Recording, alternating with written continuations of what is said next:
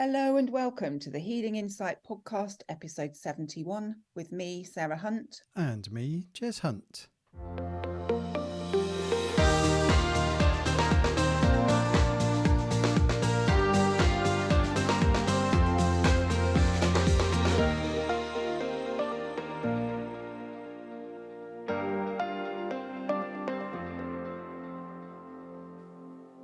Hello, everybody. Lovely to be here again on this wet and cold July afternoon.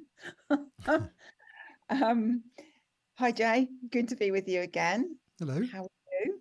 Very How's well. things up your way? Yeah, very, very good. Sunny here. Oh, So, send it this way. I just walked down the road to get my car because it was in the garage and got wet, and it's cold. yeah, it's not particularly warm. I will go with that. I think we're only at about 18 today. It's not very warm today. It certainly isn't. Never mind. The rain But hey, is doing my vegetables good. That's what I will say. They're good. growing nicely, except the blooming snails decided they liked my lettuce, and I've lost the lot. You didn't cloche them then. You didn't. No, I should have closed them. Lesson for next year. Yeah. Lesson for next year. They got. Never mind. But everything else is growing well. Oh, except the tomatoes. Not very successful with tomatoes this year. Not successful with lettuce this year, but everything else is growing well. Well, funnily enough, leading into the possible topic, what are you comparing that with, Sarah?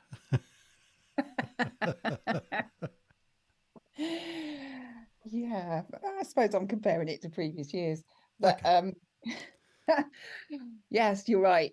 Taking us into can't get me words out now, into today's topic of comparisonitis. Don't know if Yes. that's an actual real word, but we're going to use it. But basically, it's where we're making comparisons that maybe we shouldn't be making. And it's something I've been guilty of in the past, and I'm sure many people have been, where I've compared skills that I've got to skills that other people have got and kind of aspire to be like those other people, forgetting that actually I'm on my own journey. I've got my own skills, my own gifts, and that I need to compare where I was 3 months ago, 6 months ago, 2 years ago, 5 years ago, 10 years ago to where I'm at now, Yeah. for me to see how I've progressed rather than to try and make comparisons between myself and somebody else and their skills or their gifts or where they're at. Yeah, Does that and make you sense? can't because No, you can't. their journey is not your journey and your journey is not their journey. Um, Absolutely. But I think we're taught, aren't we, to compare ourselves because we are, when we go into school, there are standards that are set that we're trying to achieve, and oh, so and so's done better than me. They came top of the class, or they did this, or they did that, and it kind of starts that process off instead of actually looking at, maths is not one of my best subjects, but you know what? I actually got all of that right this time. Whereas if I look back 2 months ago, I was struggling with that maths project, but I've had the extra help put in from the teacher, and now I'm actually doing better with it. Does that make sense? But it's all about, going through life. We are pushed into our heads to compare ourselves to others, and it's not a bad thing to aspire to something, or to want to achieve something, or to have people that we see as inspiring to us, but we don't want to be putting them up on the pedestal and trying to achieve what they have achieved, because we'll never do that. We'll never actually, don't say well, never, say never. but Don't yes, say never, but we because we're on a different journey, the journey to take us to where we want, where we're aspiring to go, is going to be different to their journey, yes, and they may get there quicker than we do because of the learning that needs to take place to get to that place. yes. So, a couple of things that pop up is understanding the difference of, or how competition affects us. Because if we look at, well, let's take Wimbledon. Wimbledon's a topical thing in the UK at this time of year, I think. Is it Wimbledon? Yes, it is Wimbledon. It is. I was Okay. watching tennis last night. Okay. So there's a lot of particularly within sport, but not just sport, but particularly within sport, there's a lot of competition. It's about being the best. So Olympics, winning the gold medal is better than winning a silver medal, or whatever it might be. It's perceived as that. So there can only be one person to win Wimbledon. There will be finalists of which one person will win the final match and the other person won't. Now, to me, the fact I got, this is not factual, this is just making the point. The fact I got to the final of Wimbledon, irrespective of whether I won or not, would be, wow, look at how far I've come. Look at where I was last year. I wasn't even making it to the final, whatever it might be. I would be comparing myself to that. Some sports people are so set on winning, where losing is not an option, that when they lose, they don't go down that, well, actually, all right, he was a better person, she was a better person on the day. The luck was on their side. I wasn't performing at my best, whatever it might be. They go down that route of self-degradation. Oh, I'm useless. I'm no good at this. Rah, rah, rah, rah, rah, rah. I feel that we need to be careful how we're comparing ourselves and the reasons behind it. Because, I mean, it's got worse, particularly with things like social media, because everyone who uses social media puts an element of their life out in the public domain by using these platforms.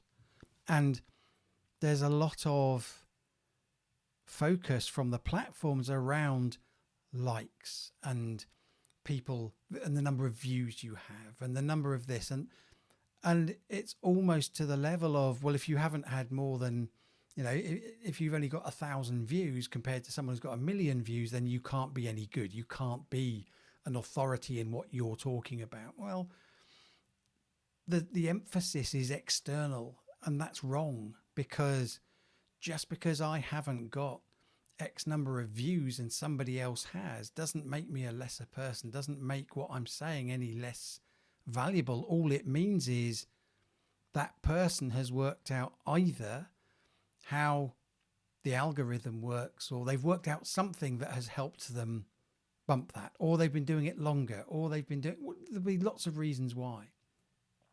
Me comparing myself to that person doesn't help me move forward. It doesn't suddenly mean that I'm suddenly going to get 1 million views on my posts by me comparing myself and saying, well, look at what they're doing. Yes, I can analyze what they're doing. I can try and work out how they're doing it, and can I emulate that in an ethical way to increase my likes and my views. The trouble is that we can get hung up on that, and we can get hung up on, well, nobody's liking my post, so therefore I'm not good enough, therefore I'm no good, therefore. And it's not that at all, because whether someone even sees your post, there's a statistic I read the other week where on average only 6% of your followers will see a post. Well, if that's true, you need to, if you're going to get 1 million views, you need a heck of a lot of followers then, don't you? well, yeah, I mean, that can also be by sharing and stuff like that. But the point is, so if you're using on your feed, so you go into a platform, I don't really want to say, because I think they're all much of a muchness in that they all work kind of in a similar sort of way. The algorithm might be slightly different, but the principle's the same. You go into your feed and you start scrolling down. You are only going to see certain people and certain posts of people. Okay. You might not. So if you haven't been on there for a day, you've got 24 hours of where people have posted, where the algorithm decides which ones are going to show up on your feed, but you're not going to go and scroll down 24 hours worth of stuff. So the number of people that will see any post you put out is relatively quite small. And yet we can believe that if we've got 2,000 friends on Facebook, for example, that 2,000 people are going to see that post. Well, even if Facebook delivered that post to all 2,000 of the people we're connected to, not all 2,000 would see them, because not everyone would scroll down far enough to see it because of all the other posts that they're having. Bearing in mind that all of these platforms are about delivering adverts. So it's not about what you or I post. It's about people looking for what you and I post, so they happen to see the adverts that are placed every 3 or 4 posts down the feed anyway. Anyway, it's not about that. Well, over the last few years. But anyway, we digress. The point I'm trying to make is that we are comparing ourselves to something that is actually not relevant to compare ourselves to anyway. And the other thing is on social media. So someone posts something about, and I see this all the time, particularly business related. If you want to do this and come and look at my successful life, and I'm a successful coach, and look, I've got a Ferrari standing behind me in this photograph, and how brilliant am I? And we only see what people want us to see. And just because we see it doesn't make it true, and doesn't make it real, and doesn't make it factual. And we can end up, so comparisonitis, we can end up we do end up comparing the best of someone else, because we're only seeing the best of them or what they are choosing to show. But we compare the best of them with the worst of us. We're looking at, that person's got that type of car and I've only got this car, or I haven't got a car, or I haven't got. We go the negative route with us, comparing it to what we perceive to be the positive route of them. So comparisonitis doesn't really help us in any way. And going back to what you said right at the beginning of the call, the only reason for comparing ourselves, or the only person to compare ourselves with at all anyway, is us. From the past, whatever that time scale might be, depending what it is we're comparing for. So weight loss, there's not a lot of point in me looking at what I did yesterday to today, but last week to today, yes. Last month to today, yes. So it depends what we're trying to measure. Yeah. But comparing how much weight I've lost in a week compared to how much weight someone else has lost in a week is pointless, because it depends on what they're eating, what exercise they're doing, what metabolism they have, that's nothing to do. It's irrelevant to how much progress I'm making. So worrying about someone, for this example, worrying about someone else losing weight quicker than me, or looking, it's pointless. It's, am I doing the right things for me, for my body, for my metabolism? Have I got the right mindset? Am I eating the right stuff? Am I exercising in the right way for me? Someone with knee problems isn't going to do the same exercise as someone who hasn't got knee problems, for example, necessarily. I can't run. Never have been able to, hated it. I'll walk 20 miles. I'll walk 30 miles. I don't have a problem doing that. But I won't run because it's not comfortable to me. But that doesn't mean I'm not doing the right exercise for me. And it doesn't mean because I don't run that I'm no good at exercise. There are other things I can do that do work for me. But there's no point in me comparing myself to someone that does a 5K run. Oh, look at how far they got. Oh, look at how well they're doing. What's the point? If I want to do that, then going back to what we were saying before about having someone to aspire to, or someone to inspire you, yes, that's great. Seeing someone that's doing well and you thinking, right, I want to do my version of that. I want to be, they're going out for a run every morning. I find that inspiring. So I'm going to go for a walk every morning. Doesn't mean you have to go for a run every morning, but I want to go for a walk every morning. Having those inspirations to motivate us, absolutely. But don't compare yourself to that person, because you're not them, they're not you, and the circumstances are so different. And yet we get hung up on that. Yeah, we do, unfortunately. Um, why do we? That's the question. I do think it comes back to what happens when we go to school and college and university and jobs, and I've certainly been in jobs where there's been a lot of competition and it's been created as competitive. Um, and we have been compared to each other within the sales team. Mm-hmm. Um, and that's not always a good thing. Well, Because, there's a fine line. I mean, yeah. so in the sales environment, if you look at the number of variables there, so you've got the individual who's the salesperson, you've got the people that are in their patch that they're going to see. You know, you've got what all the people they're connecting with, what their situation is. So just a purchasing manager in one company is not going to be the same as a purchasing manager in a different company.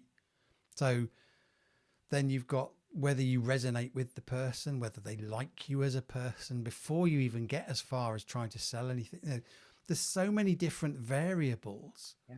that comparing, you know, setting targets, setting goals of sales to achieve in terms of turnover, revenue, whatever, that's fine. And that's great to have goals to aspire to.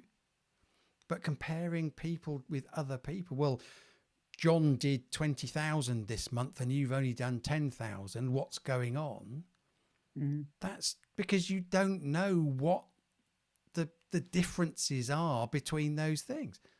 It Mm. could just be that John lucked out by walking into a particular company and said, "Oh, we want to double our order this month Yeah.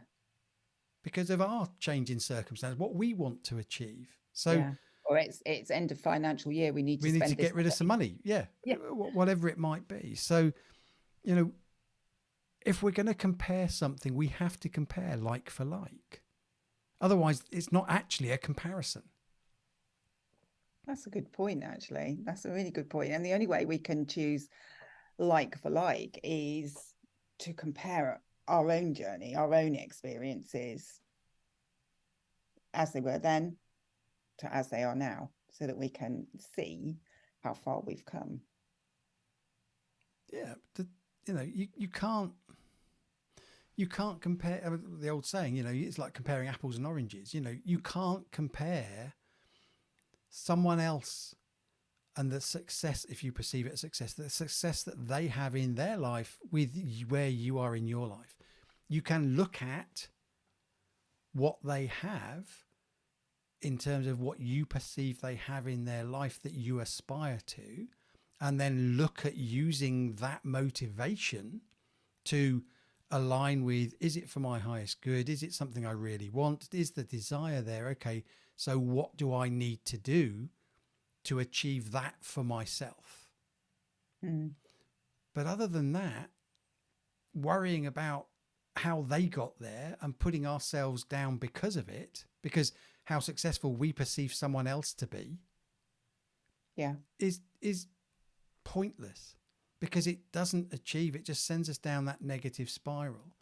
And I think the easiest thing, going back to a point you made just now about schooling, it doesn't help when somebody else, we've talked about this before in a few episodes ago, where someone's setting an exam, so you pass or fail based on what we dictate as criteria, Mm. when the individuals doing the learning to then take the exam to then meet that criteria are so vast and varied in terms of how they learn, what they retain, what they're interested in, what motivates them, how much pressure they're under, how they're dealing with self-doubt, how they're dealing with not feeling, you know, not good enough, whatever it might be, that the individuals are, there's so many variables there Mm. that just because someone doesn't hit a grade that somebody else dictates that that's what they should do doesn't mean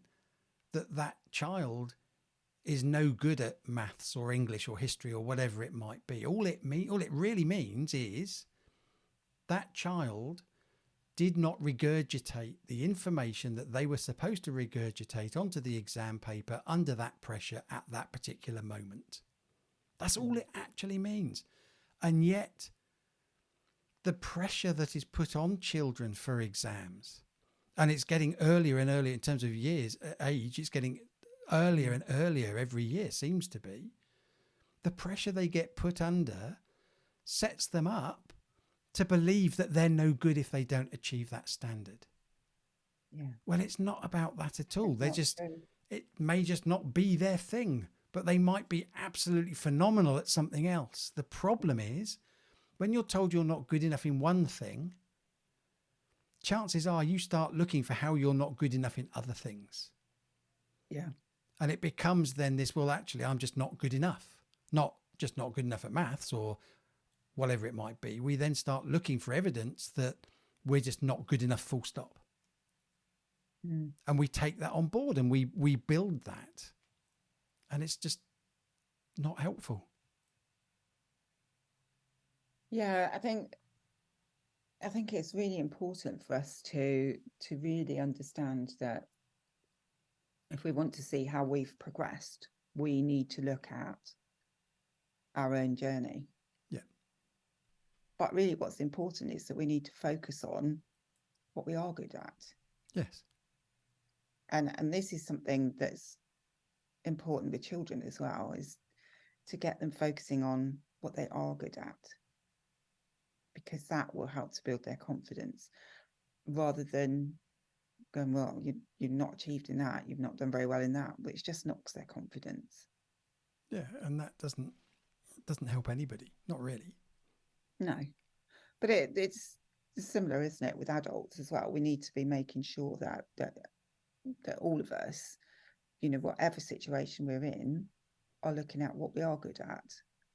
And there may be situations, jobs, etc., where you do need certain skills, and if some skills are not quite as good as others but they're needed, then you need to work on them. But you can't compare yourself to your colleagues over that, because some people will develop those skills much more quickly than others. There was a girl at school who, when I was at school, who was very good at languages. I mean, when I was at school, I left at 16, but when I was at school, I mean, she was doing German. So I remember German, French, and there was another one she was doing as well, Russian or something like that. Russian. I think it was Russian. And she was very good at languages, and she went on to become, I believe, because I mean, from people I knew from school after I'd left, she went on and ultimately became a translator. She was fluent in 12 or 14 different languages. She excelled at that. She was not as good at maths or English. She didn't excel at everything, but she was really good at languages. That said, that doesn't mean I can't learn a language. It doesn't mean even at the age I am now, I can't learn a language. If I want to put the effort in and learn a language, I absolutely can do that. I've started learning a bit of Hungarian, with Charlotte being Hungarian. And so I can speak to her family when we've been over there. Do I find it easy? No. Do I have to really put some effort in to do it and really make myself do the lessons and the bits or the learning that I need to do? Yeah. This other girl found it really naturally easy. I'm not. But there are other things that I find really easy that other people don't. So comparing ourselves to somebody else doesn't make sense consciously. If you think about it, logically, it doesn't make sense. We need to get to that point of awareness of, oh, I'm comparing myself to somebody. Actually, there's no point in that. So what's coming up for me? What's the underlying problem, fear, issue, whatever, of why I feel I need to compare myself to that person? And how is that actually serving me? Because in the majority of cases, it isn't serving you, it's just reinforcing how crap you feel about yourself. Mm.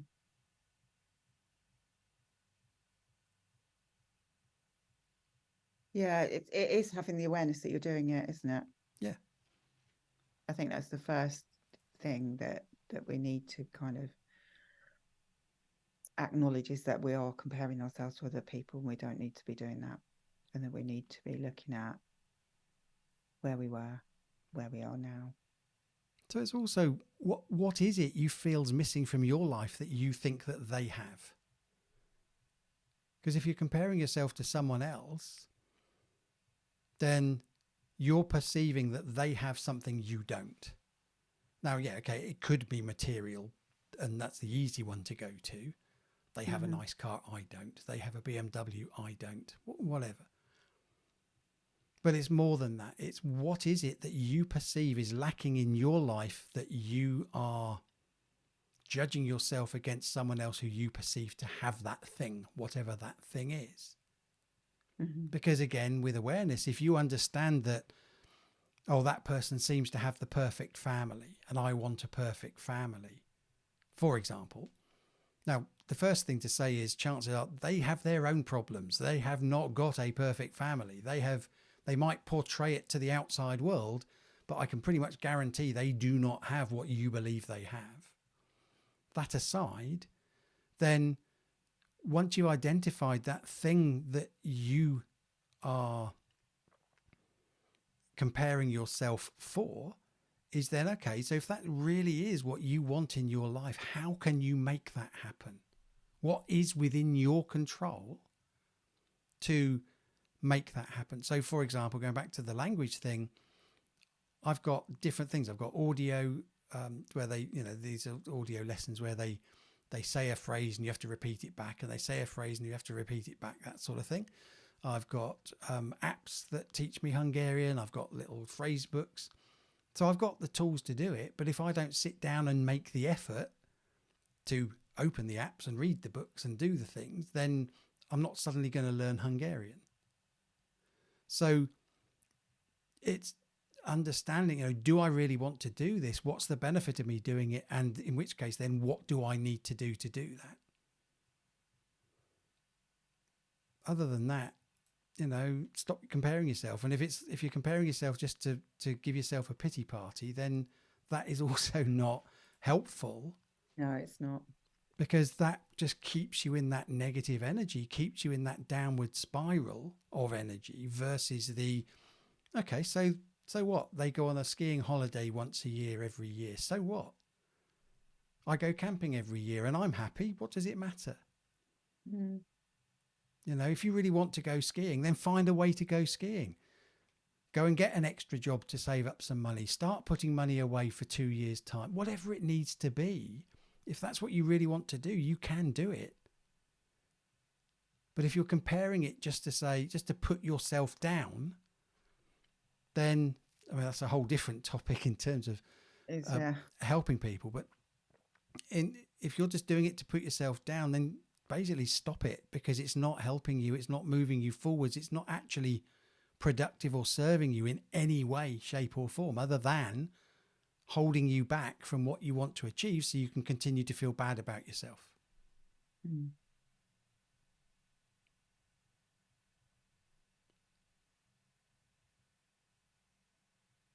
I don't think there's anything I can say to add to that. I was just having a moment processing what you said, but I don't think there is anything that I can add to it. I think the most important thing is, whether it's you're looking at a new skill that you're developing or learning, or you're looking at your progress with your jobs or with your family or whatever it might be, the only way you can make any kind of comparison is to look at where you were at. And I always say to my clients, look at where you were at before you started having any kind of healing with me. Look at where you're at now. What changes do you notice? Might be subtle, but what changes do you notice? Yeah. And that way people start to realize that actually quite a lot of change has taken place. They have progressed. They are doing well. They are successful. And I think, this comes back to how do you, which is probably a whole nother topic, how do you perceive success? Because success is not necessarily about having the big house, the large car, the fast car, the all the technical items available. Success can just be learning the lessons and moving forward and recognizing that. And maybe that's a subject we need to have a discussion absolutely. about another time. But it comes back to perception. Yeah. And my perception of my progress, which I always have to look at where I was at however long ago to where I'm at now. And I have my moments when I'm not where I want to be, but I'm exactly where I need to be. And I think we've had that discussion before on a podcast. I can always see that there is progress. Yes. And it may not be at the rate that I want it to be, but it's at the rate it needs to be. Yeah. So use that where you're not where you want to be, use that desire, use that drive to help you push through the things that are stopping you, if there is anything stopping you. Mm-hmm. But don't get hung up on, I'm not as far ahead as I should be. I must be a bad person. I must not be good at this or whatever. Doesn't matter and what this you. comes. Sorry, I was just going to say this comes back to not having attachment to outcomes, Yeah.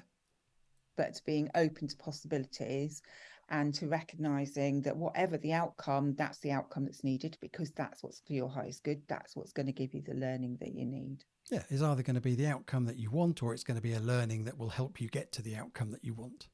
Yeah. So it's a win-win anyway. It's not for your highest good. Well, yeah. Yeah, okay. But if it's not for your highest good, then the learning that you'll get is that it's not for your highest good. So therefore, that will point you towards the outcome that you do need and do want anyway. So it's a win-win. So it's a win-win. Yeah. Yeah. Really. So trust again in the moment again. Yeah. Stay with what you can control important. again. Yeah. Yeah, but it does. It just all links in, doesn't it? Of course it does. Yes.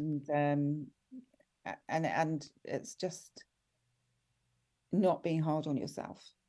Yeah. Being kind to yourself and recognizing that you're exactly where you're meant to be. Yeah. Exactly. And that's okay. And it might not be where you think you need to be, but if you listen within you, you'll know that it's exactly where you do need to be. Indeed. I like how we added other previous podcast episodes into this one. Yeah. Yes. Well, there's lots that connect into it, isn't there? And that it connects into. So thank you. Yes, indeed. Wow. Thank you very much, Jay, for your time. It's always good to connect with you and have a discussion. So thank you.